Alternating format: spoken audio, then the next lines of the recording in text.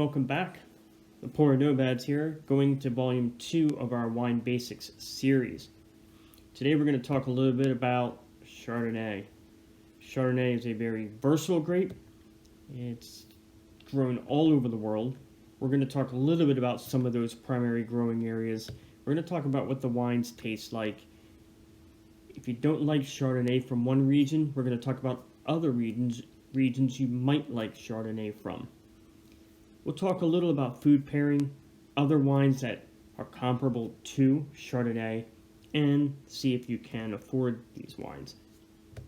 So Chardonnay, again, grows all over the world. You can see our secondary areas, we just said kind of everywhere. But the primary growing areas are Burgundy, France, where Burgundy is known for Pinot Noir and Chardonnay. They're known for Gamay, Beaujolais at the very lower end of Burgundy, but in the very top of Burgundy is a little region called Chablis. They're known for their stainless Chardonnay. Côte de Beaune, known for Chardonnay as well. The other main region to look for is Champagne. Chardonnay is the main component, and they will be labeled by region. So just some very nice wines. If you want a quintessential Chardonnay, try it from some of those regions. Basic tasting notes for Chardonnay: they can be oaked, they can be unoaked, they can have staves, or in a sense, wood splinters of oak put in to kind of give it a medium oak. They can be done in cement barrels for some minerality. Try different styles. For oaked, they're typically full body, whereas unoaked is light to medium body. Oaked is dry, medium acidity, medium alcohol, so kind of across the middle. Unoaked is also typically dry, medium to high acidity. You don't see very many sweet Chardonnays. On the oaked and unoaked side, you will see, depending on the region, citrus notes. If you're moving towards a climate that's a little warmer, you might move into some pitted fruits, peach, nectarines, and then more into tropical fruits, your bananas and pineapples. So it's pretty consistent across the board with Chardonnay, depending on the region you're in. The bigger part and the bigger difference of the Chardonnay, unoaked versus oaked, is either the unoaked will have a minerality to it, or the oaked version is going to have more of a buttery, yeasty, toasty vanilla flavor. So if you're into some of that oaky, vanilla, some nutmeg maybe, some little spices in there, look to the oaked wines. If you don't like that, look to the unoaked wines. Now, where will you find some of the oaked wines? You're going to find some in Burgundy. I've listed a few places here that you can find some Chardonnays. You'll see this on the label, like Merceau, for example.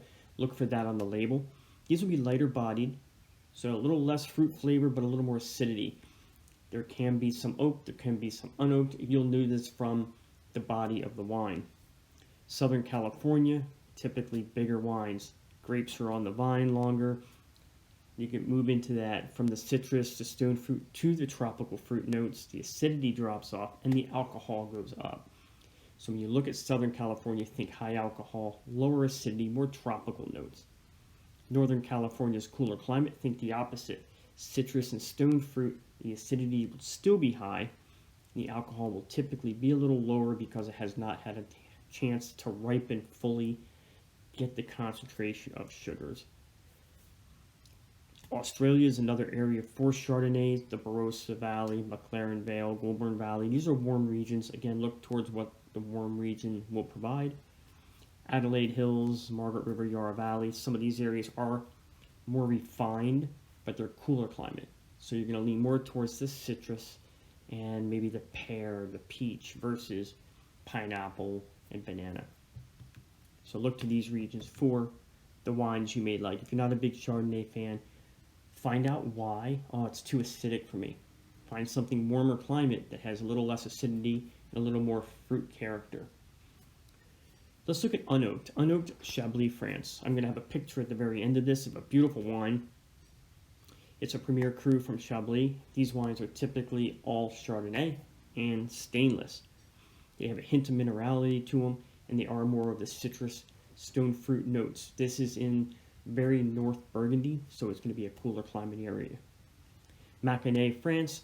Pouilly-Fuissé. Do not mix this up with Pouilly-Fumé. Fumé is a Sauv Blanc. California, you'll see it as a Fumé Blanc. But for Chardonnay, Pouilly-Fuissé and the Macon regions, if you see Villages, if you see Premier Cru, Grand Cru on the labels, these are higher end wines. You can also see California, Oregon, New York. Some of these areas are cooler climate, so you're going to see a little more acidity, a little less alcohol. And in some cases in New York, not for Chardonnay, but for other wines, they do tend to lean towards the sweeter side. So when you think New York for Rieslings and other grapes, think of leaning towards maybe a little more sugar in there. But for Chardonnays, again, pretty dry. Chile, Casablanca, Leda, all these different areas here. Look for wines from there, see if you like them. The same with Marlborough or Hawke's Bay, Central Otago areas of New Zealand. They produce some very nice Chardonnays as well. So look at these, see which ones are going to be the best fit for you, for your palate, and try them. My recommendation is to go to a restaurant. Try it in a restaurant so you don't have to buy the bottle. What foods go with this? Well, oaked wines are usually bigger, full body. That typically goes with the bigger, full body food. Okay, lighter, unoaked goes with the lighter body food.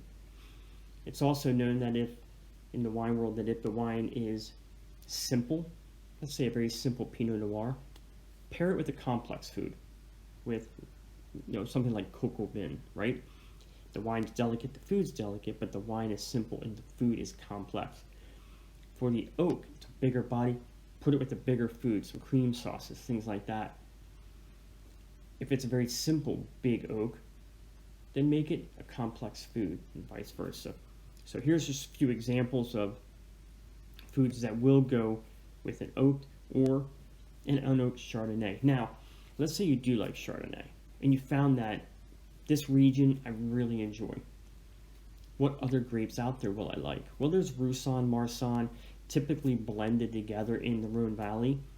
You're going to get a little of the nuts and honey and peaches out of the Roussanne, whereas the Marsanne is going to give you, a little more, medium to full body, dry, high acidity. These are basically southern France. Roussanne, again, the nuts, the hay, the honey. Marsanne will be a lot more of the floral notes. Viognier, really nice, full-bodied, silky, dry wine, has a little lower acidity, higher alcohol. These are typically oaked a little, so there are floral notes. You can see oranges, honey, apricot. So Condrieu, France, place to check out if you can find that on the label. Falanghina, look for Campania, Italy. You can see some notes here. It can be a little floral, medium, but it could be full body. So if you want something a little lighter bodied, higher acidity, look for Falanghina. And Pinot Blanc. Look to Germany, Italy, France, and around the US, you're going to find Pinot Blanc. These are going to be drier, low to medium acidity. You're going to get some of the green apple notes, some stone fruit like your pitted fruits, and things like that in the wine.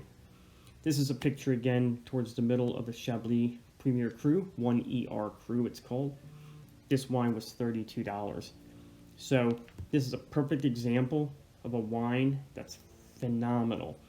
Roussanne, Marsanne, Viognier, Chardonnay, you can see I've also put in here prices on wine.com for really nice wines, really nice regions. So check them out. We're also going to put at the end of this video the PDF of the breakdown so you can kind of see what grape it is at the top, where to buy it from, what regions, and then what similar grapes there are. Our website's The Poor Nomads. Subscribe, like, and comment. We've got 18 more of these coming to you. Hopefully we find a few of the grapes you like, and hopefully we can help build your wine collection to the collection you expect it to be. Drink on, enjoy. We'll see you in Volume 3.